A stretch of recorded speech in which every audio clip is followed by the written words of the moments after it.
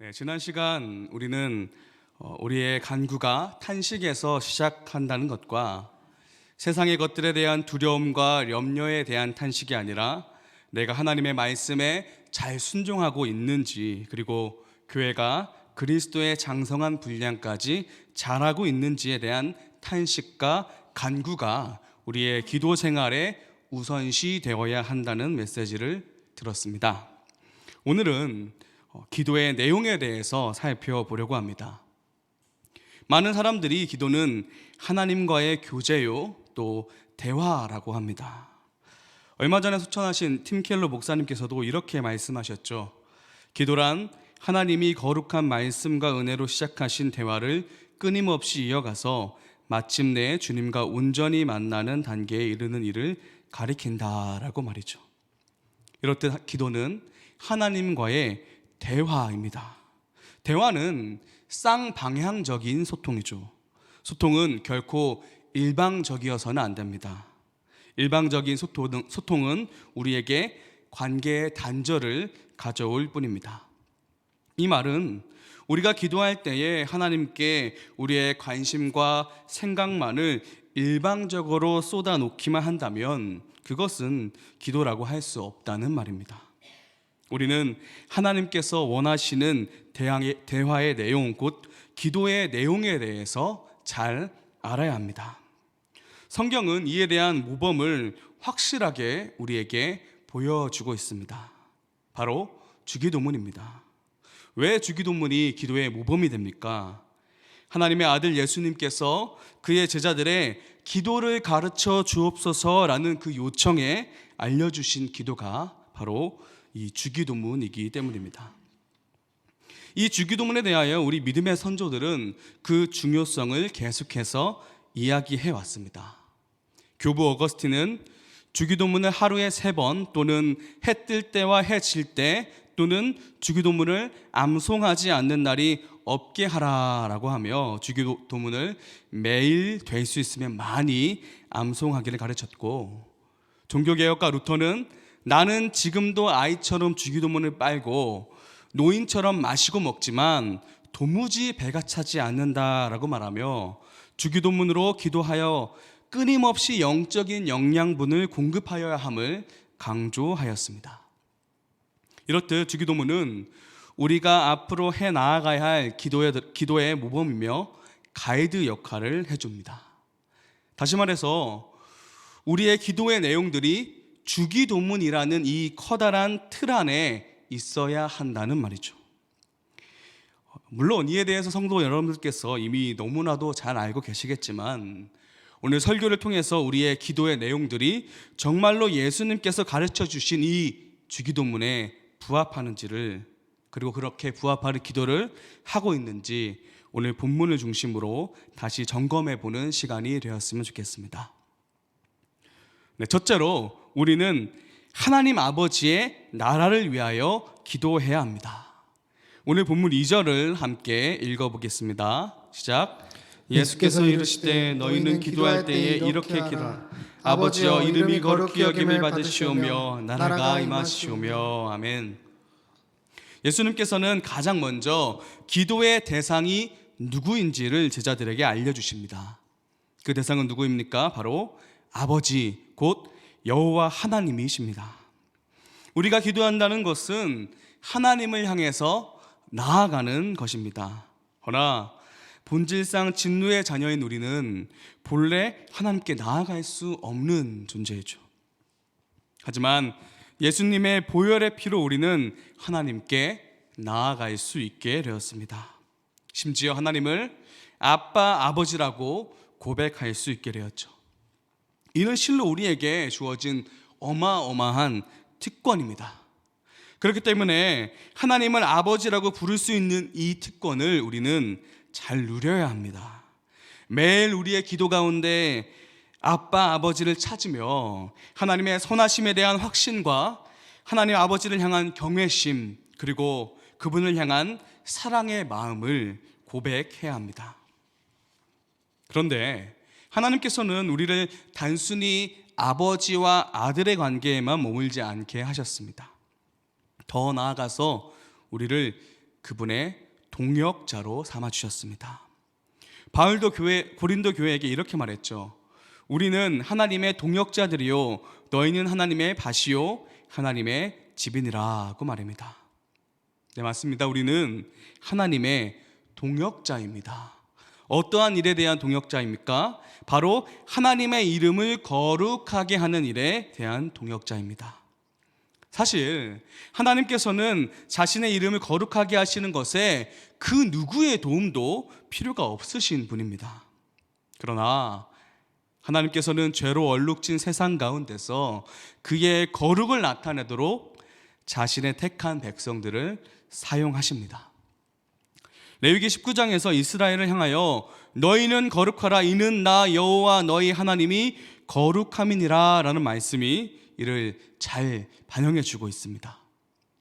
하나님께서는 계속해서 그분의 기쁘신 뜻을 위하여 하나님 나라의 백성들에게 소원을 두사 이 땅 가운데 하나님의 거룩이 곧 그의 구원하심이 나타나기를 원하십니다.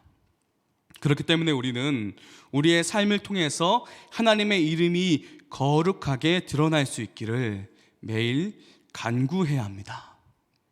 그러나 이 죄로 얼룩진 세상 가운데서 하나님의 동역자로서의 삶을 사는 것이 참 쉽지 않죠. 내 자신도 연약하고 또 믿음의 삶을 사는 가운데 박해도 많습니다. 그렇기 때문에 우리는 하나님 나라가 이 땅 가운데 임하시기를 기도해야 합니다. 하나님 나라가 완전히 임하는 그때인 주님의 그 재림을 갈망하며 지금 우리 삶 가운데서도 주님의 통치가 가득하기를 우리는 기도해야 합니다. 우리 가운데 주님의 통치가 임하여야 우리의 믿음이 자라날 수 있습니다. 주님께서 우리를 지켜 보호하셔야 우리는 우리의 선한 싸움을 끝까지 싸울 수 있습니다. 하나님 교회 성도 여러분, 하나님의 나라가 우리에게 임하시기를 함께 기도합시다. 그래서 매주 다락방 가운데서 그리고 주일에 함께 모인 우리 공동체 안에서 우리가 교제할 때에 우리를 승리케 하신 하나님의 일하심을 고백함이 풍성하게 이르기를 주님의 이름으로 축원합니다. 두 번째로 우리는 일용할 양식을 위해서 기도해야 합니다. 우리 계속해서 다 함께 3절을 읽어봅시다. 시작. 우리에게 날마다 일용할 양식을 주시옵고. 아멘. 우리는 아담의 범죄함으로 이 땅에서의 물질의 복을 누릴 권리를 상실했다는 사실을 잊어서는 안 됩니다. 우리의 수고한 만큼 수확하지 못하는 이 땅의 저주는 여전히 우리의 삶에도 이어지고 있습니다. 예나 지금이나 정직한 노력보다 불법적인 방법으로 이익을 획득하는 것이 더 쉽습니다. 참으로 암담한 현실입니다. 그러나 이러한 현실 가운데서 우리 그리스도인들은 하나님의 자녀이자 그 동역자로서 정당한 수단으로 물질의 복, 즉 우리의 양식을 얻어야 합니다. 때로는 불의한 자들이 세상 가운데서 더 형통한 것 같고 또 그들로 인하여서 우리가 부당한 처우를 받을 수 있으나 우리는 그 현실 가운데 불평하지 말고 그들을 시기하지 말아야 합니다.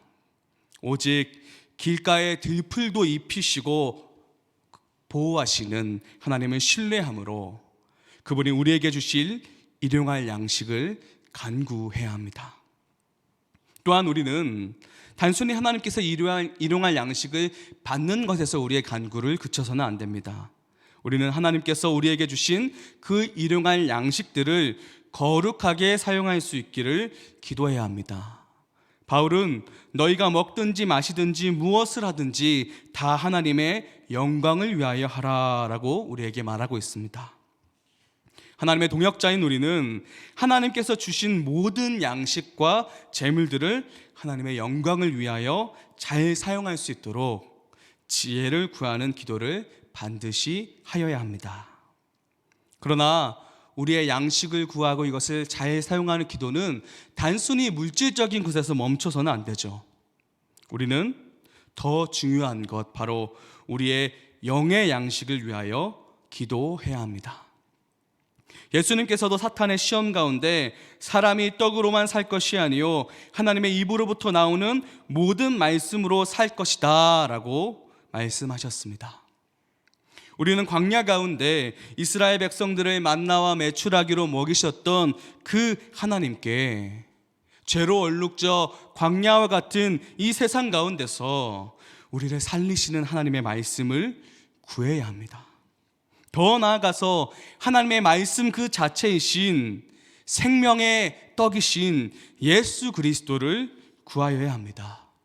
예수님께서는 말씀하셨습니다. 나는 생명의 떡이니 내게 오는 자는 결코 줄이지 아니할 터요 나를 믿는 자는 영원히 목마르지 아니하리라. 아멘. 그렇습니다. 육의 양식은 우리를 잠깐 배부르게 할 수 있으나 그 포만감은 영원하지 못합니다. 그러나 우리의 생명의 떡이 되신 예수님은 우리의 삶을 충만하게 채우시고도 남습니다. 우리는 우리의 매일의 삶 가운데서 우리의 하루를 충만하게 채우시는 예수님을 구하고 또 묵상해야 합니다. 아니, 예수님만으로 우리의 삶이 충만할 수 있기를 간구해야 합니다. 그때에 우리는 이 땅 가운데서의 참된 행복을 누릴 수 있습니다. 이는 우리가 어떤 성경의 지식이 많다고 누릴 수 있는 것이 아닙니다. 오직 하나님 아버지께서 그 풍성한 은혜를 우리에게 부어주셔야 누릴 수 있는 행복입니다. 사랑하는 성도 여러분, 우리는 이 은혜를 바라며 매일 기도 가운데 그 은혜를 우리에게 주시기를 간구하는 성도 되었으면 좋겠습니다. 그래서 하나님 아버지께서 주시는 그 은혜로 매일의 삶 가운데 풍성한 기쁨을 누리는 하나드림교회 성도 여러분들 되시기를 주의 이름으로 축원합니다. 마지막으로 우리는 우리의 죄를 위하여 기도해야 합니다. 우리 본문 4절을 한 목소리로 읽어보겠습니다. 시작. 우리가 우리에게 죄 지은 모든 사람을 용서하오니 우리 죄도 사하여 주시옵고 우리를 시험에 들게 하지 마시옵소서 하라. 아멘. 우리는 본래 모두 죄의 종이 되었던 자들입니다. 그렇기 때문에 그리스도의 보혈의 공로로 속죄함을 받은 우리 그리스도인들은 하나님의 공의와 또 그 은혜에 빚진 자들입니다. 이 빚은 우리의 그 어떤 것으로도 갚을 수 없습니다. 설령 우리가 누구나 다 인정할 만한 그런 선한 일들을 행했을지라도, 또 누군가를 그 죄를 용서해주고 덮어준다 할지라도 우리의 죄를 용서받을 수 없습니다. 우리의 죄는, 그리고 우리의 죄에 대한 그 속죄는 오직 하나님의 은총과 은혜로 우리에게 보내주신 예수 그리스도의 보혈의 공로로만 이루어질 수 있습니다. 그렇기 때문에 우리는 우리를 대속하신 예수 그리스도에 대한 믿음을 우리의 마음에 굳게 세워야 합니다. 매일같이 우리의 범죄하는 죄들을 용서하시고 우리에게 사죄의 확신을 날마다 더하시는 예수님을 향한 믿음을 간구하고, 우리의 삶 가운데 가장 큰 기쁨이 이 구원에 대한 확신이 되기를 기도해야 합니다. 그리고 그렇게 주어진 사죄의 확신과 기쁨이 우리로 누군가를 용서할 수 있게 합니다. 용서는 사랑에서 시작합니다. 사랑이 없으면 우리는 결코 누군가를 용서할 수 없죠. 하지만 인간에겐 다른 이들을 사랑할, 그리고 용서할 만한 그 사랑이 없습니다. 미움과 다툼과 시기와 질투가 우리의 마음 가운데 고정값이죠. 하지만 우리의 죄를 대속하신 예수 그리스도를 향한 그 믿음이 있는 그리스도인들은 마땅히 우리의 이웃들을 사랑하고 용서해야 합니다. 왜냐하면 우리가 먼저 그 용서의 사랑을 받았기 때문입니다. 우리는 본래 사랑할 수 없는 존재이지만 예수님의 사랑에 머물러 그 사랑을 우리에게 채운다면 우리는 누군가를 사랑하고 또 용서할 수 있습니다. 그렇기 때문에 우리는 누군가를 용서할 수 있는 사랑에 이르기까지 기도해야 합니다. 우리의 죄사함의 확신과 그로 인한 기쁨, 주의 사랑이 우리 안에 가득하기를, 그래서 누군가를 사랑하고 용서하고 보듬어 줄 수 있기를 간절히 간구해야 하는 것입니다. 또한 우리는 시험에 들지 않기를 기도해야 합니다. 제가 계속해서 반복되는 일을 말씀드려서 죄송하지만 우리는 우리의 연약함과 부주의함으로 우리 스스로를 끊임없이 죄에 내어주는 죄인임을 인정해야 합니다. 하지만 그와 동시에 우리를 향한 예수 그리스도의 사랑이 영원히 변치 않는다는 사실을 신뢰해야 합니다. 이 땅에 벌어지는 영적 전쟁 가운데 살아가는 우리는 너무나도 연약하지만 이 모든 싸움에 대하여 예수 그리스도께서 이미 승리하셨습니다. 그렇기 때문에 우리는 매일같이 이 승리하신 예수님을 우리의 삶 가운데 초청해야 합니다. 우리를 불쌍히 여기사 연약한 믿음을 붙들어 주시고 상한 심령을 회복시켜 주시기를 매일같이 반복하여 죄악의 구렁텅이에 자신의 몸을 던지는 나를 용서하여 주시고 내 삶을 돌이켜 주사 주만 따르게 하시기를 하고 회개하며 간구해야 합니다. 다시 말합니다. 주님은 결코 우리를 포기하지 않으십니다. 이를 신뢰함으로 오늘도 주님 앞에 나아가 우리의 죄를 고백하기를 소원합니다. 그래서 주님의 승리하심을 매일같이 경험하며 그에 대한 찬송이 우리의 입술 가운데 떠나지 않는 삶을 살기를 주의 이름으로 축원합니다. 말씀을 맺고자 합니다. 저는 지난 시간에 이어서 기도에 대한 말씀을 준비하면서 하나님의 관심과 뜻에 대하여 많이 생각하게 되었습니다. 하나님의 관심과 뜻은 그렇게 복잡하지 않습니다. 어찌 보면 매우 단순 명료하죠. 하나님께서는 이 땅의 구원, 곧 하나님의 나라와 그 나라에 속한 백성, 즉 교회가 바로 서는 것에 관심이 있으십니다. 그리고 이에 뜻을 두시고 아주 성실히 일하십니다. 이렇게 성실하게 일하시는 이와 동행하는 우리 동역자인 사랑하는 성도 여러분, 우리 역시 이 일에 성실해야 합니다. 오래전에 집 주변에 어느 목사님의 생가를 기념관으로 만들어 놓아서 들어가 보았는데 그곳에서 본 글귀가 하나 있습니다. 바로 기도는 몸으로 살림을 하는 것이다 라는 글귀였습니다. 설교를 준비하면서 이 글귀가 제 머릿속에 다시금 떠올랐습니다. 맞습니다. 설교 앞전에 말했듯이 하나님께서 우리를 자신의 아들이요 동역자로 삼아주셨습니다. 성경에서도 우리를 일컬어 청지기라고 말하죠. 우리에게 맡겨진 일을 감당할 수 있는 방법은 하나밖에 없습니다. 바로 기도죠. 우리는 우리에게 맡겨진 사명을 감당하기 위하여 부단히 몸으로 살림을 해야 합니다. 부단히 기도해야 합니다. 그때 중요한 것은 무엇입니까? 바로 주인의 그 뜻을 잘 아는 것이죠. 우리는 주인인 하나님의 뜻을 잘 알고 기도해야 합니다. 그리고 그 모든 뜻을 우리는 주님께서 가르쳐 주신 주기도문을 통하여서 발견할 수 있습니다. 우리의 삶 가운데 하나님의 뜻이 모두 이루어지기를 소망하며 매일 주기도문의 이 내용들을 가지고 우리는 기도해야 합니다.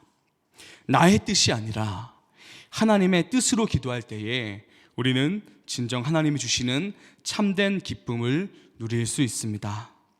세상이 주는 기쁨이 아니라 하나님이 주시는 기쁨이 우리 성도님들의 삶에 그리고 우리 하나님 교회에 가득하기를 축원합니다. 우리 이를 위해서 매일매일 주님 앞으로 나아가 나의 죄를 내려놓고 주기도문으로 그 내용들로 주님 앞에 기도하는 그러한 삶을 살기를 소원합니다.